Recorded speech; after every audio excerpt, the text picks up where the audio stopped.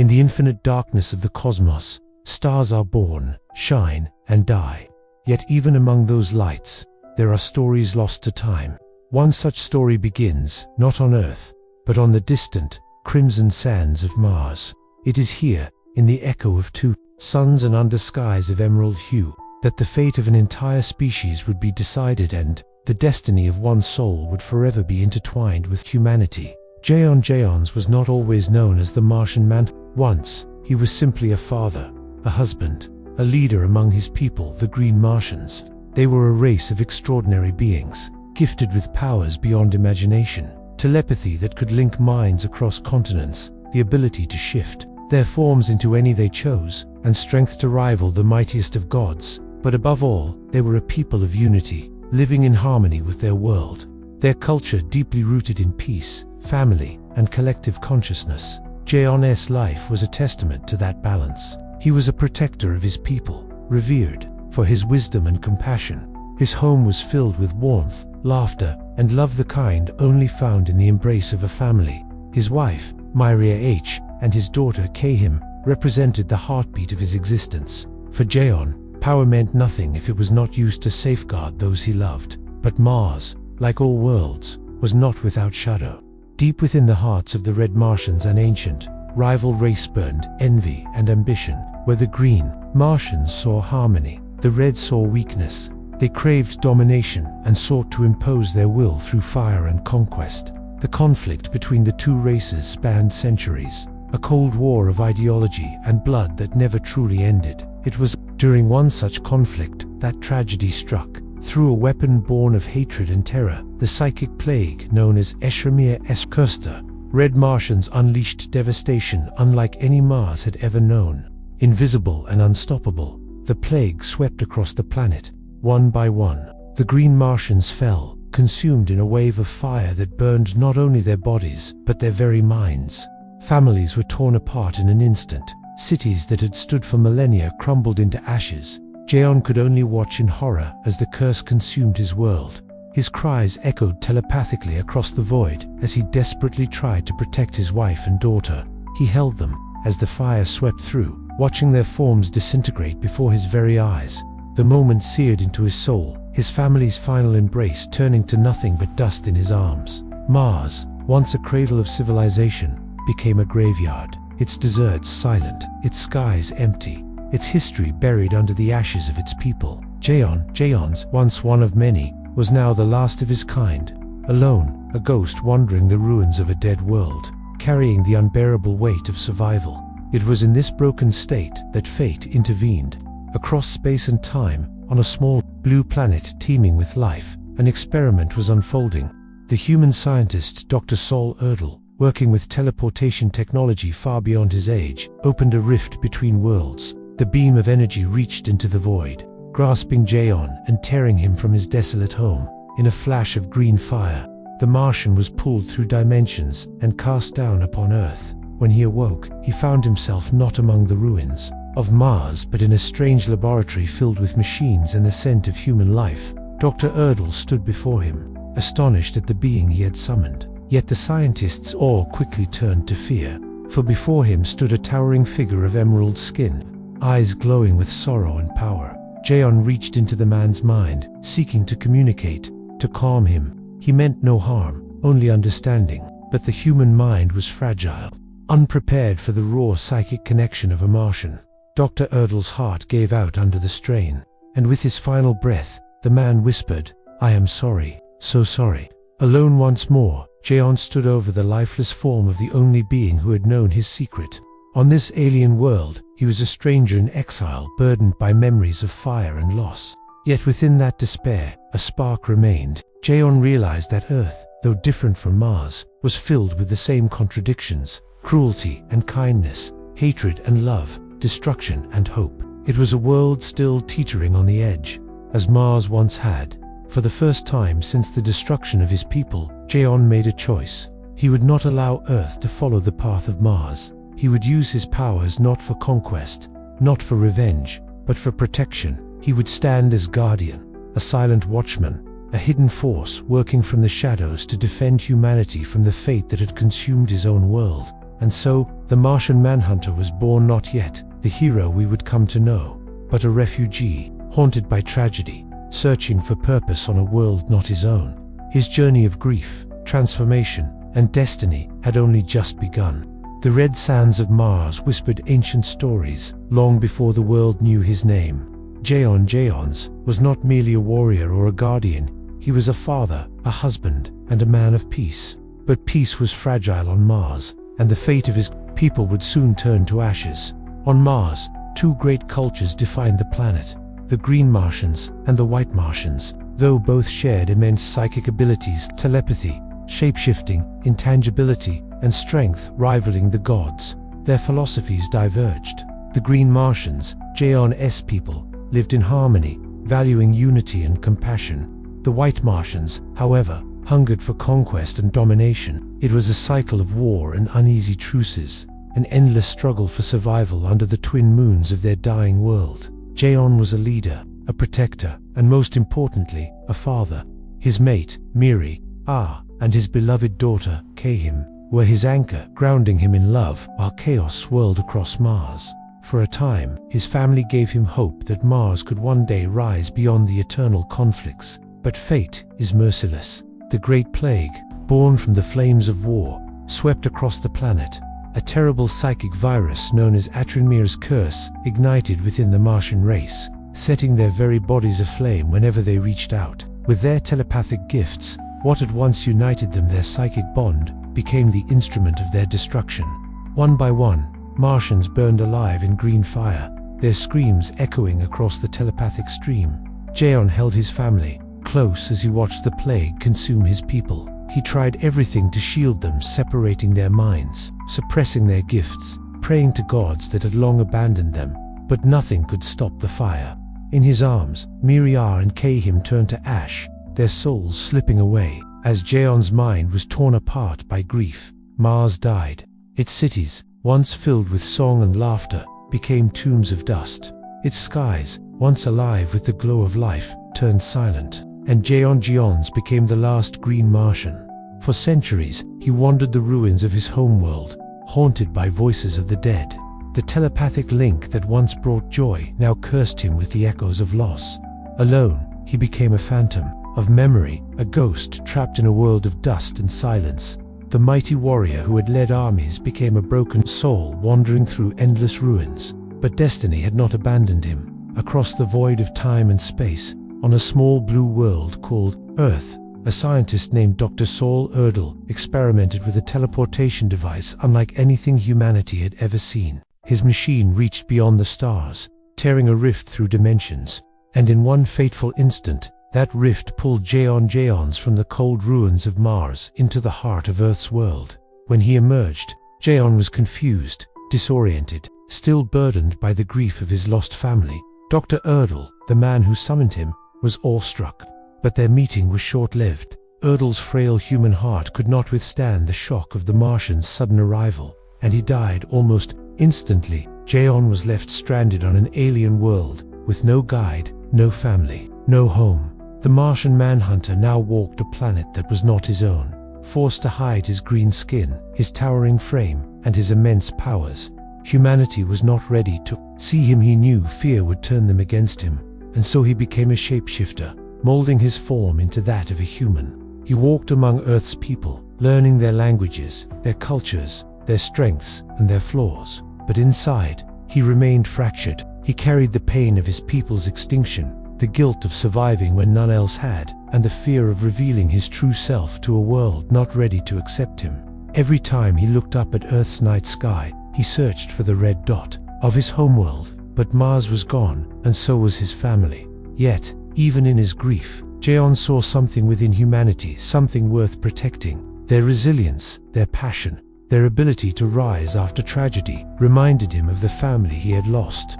And deep down, he knew his powers, his strength, and his very survival had a purpose. He was not brought to Earth by accident. He was brought here because destiny demanded it. The Martian Manhunter was no longer just the last survivor of Mars. He was becoming something more, a guardian of Earth, a soldier for justice, a symbol of hope. And, though the fires of Atramir had burned his world to ash, Jaeon's carried within him the final ember of Mars, the promise that no matter how much loss one endures, the fight for peace and justice must never die. The years on Earth transformed Jaeon's from an alien displaced in a hostile land into one of humanity's staunchest defenders. By this time, he had mastered his powers, shifting into countless forms, walking through walls, soaring through the skies, and bending his mind to touch the thoughts of others. Yet, it was not raw power that defined him, it was his resolve to protect both his new home and the fading memory of the world he had lost. In the quiet hours, Jaeon often stood beneath the night sky, gazing toward Mars. Though the planet appeared barren to human eyes, for him it remained alive in memory. He carried with him the burden of being the last green Martian, haunted by visions of his family and people consumed by fire. The psychic pain of his past was a wound that never fully healed, but out of that sorrow was born a purpose. No other world would suffer the fate of Mars, not while he could stand guard. Earth's heroes soon discovered Jaeon's presence. When alien threats loomed, when shadowy conspiracies arose, and when powers beyond humanity's comprehension surfaced, Jaeon revealed himself as an ally. His wisdom and calm demeanor made him a trusted counselor, while his sheer strength rivaled even the mightiest among them. It was through him that the foundations of the Justice League began to take shape. Though Superman embodied hope, Batman strategy, and Wonder Woman honor, it was Jaeon's who offered perspective beyond Earth's borders. He reminded them that their struggles were not just about one city, one nation, or one planet, but about the survival of life itself in the cosmos. The League was not merely a team, it was a family of warriors, and Jaeon was its steady, guiding presence. Yet, his path was never free from torment. Unlike his comrades, Jaeon lived in constant fear of fire. This elemental terror was not weakness, but an inherited scar of his species, a reminder of the flames that had once devoured Mars. In moments of battle, when fire surrounded him, the invincible Martian could falter, his strength trembling beneath the weight of fear. Enemies who discovered this vulnerability exploited it mercilessly, forcing Jaeon to confront not just his foes, but the trauma of his past. Despite these struggles, Jaeon embraced Earth as his second home. Disguised in human form, he walked among the people he swore to protect, learning their languages, cultures, and flaws. He saw beauty in their resilience, courage in their defiance, and danger in their capacity for destruction. Humanity reminded him of Mars, both in its brilliance and in its fragility. To defend Earth was, in a way, to honor the memory of his lost people. But the line between his two worlds was fragile. The Martian was often torn between loyalty to his new family, the Justice League, and the whispers of Mars that called from the depths of his mind. In visions, he saw survivors, fragments of his race scattered across the stars. Were they real, or the desperate illusions of a lonely heart? This question gnawed at him, driving him to search the cosmos for any trace of his kin. Even as he continued to fight alongside Earth's mightiest heroes, as battles raged across galaxies, Jaeon's became more than just the Martian Manhunter. He became a symbol of unity, the bridge between alien and human, past and future, grief and hope. And though fire still haunted him, though sorrow still lingered in the quiet of his mind, he found strength in the bonds he had forged on Earth. For Jaeon, the mission was clear: to guard both worlds, the one he lost and the one he had come to love. He was no longer just a refugee of Mars. He was Earth's silent sentinel, its unseen protectorate's Martian Man. The war against Darkseid had scarred Earth and shaken the Justice League to its very core. Yet for Jaeon's the Martian Manhunter, the battles against Apocalypse were not merely wars of survival, they were echoes of something deeper. For as he watched cities burn and heroes fall, Jaeon could not help but see visions of Mars, of the endless deserts littered with the remains of a once proud civilization. Every scream reminded him of voices long gone. Every funeral reminded him of the inferno that claimed his family. He carried it all, like a weight in his chest that never loosened. And yet, in spite of that sorrow, Jaeon never faltered. Time and again, when the Justice League fractured, when even Superman wavered, it was Jaeon who remained steady, a pillar of wisdom, a reminder of what they fought for. But even as he helped rebuild Earth after Apocalypse invasion, a greater truth stirred within him, one that had haunted him since his first arrival on Earth. Was he truly meant to remain here, fighting endlessly for a world that was not his own? Or was there a destiny waiting for him beyond Earth, one tied to the remnants of Mars itself. Jaon had long believed that Mars was completely dead, its civilization extinguished beyond recovery. Yet whispers from the stars suggested otherwise. Alien scouts spoke of ruins untouched by time, of ancient machines still humming with dormant power. And so, driven by the smallest ember of hope, Jaon returned to the red sands of his homeworld. What he found was haunting. The once proud cities of the green Martians lay in ruins, swallowed by the dunes. But beneath the surface, in subterranean chambers carved before humanity ever walked the earth, Jaon discovered relics of his people, archives filled with holographic memories, genetic codices, and even fragments of consciousness preserved in crystalline matrices. For days, Jaon wandered those echoing halls, reliving the history of his people through the voices of the past. He saw the rise of the Martian civilization, their unity, their vast knowledge of science and telepathy. But he also saw the seeds of their destruction, the paranoia of the white Martians, the corruption of their leaders, and finally, the plague of fire that consumed them all. But within those ruins, Jaon found something unexpected. Survivors, a handful of Martians, mutated and twisted by centuries of isolation and exposure to hostile environments, but alive.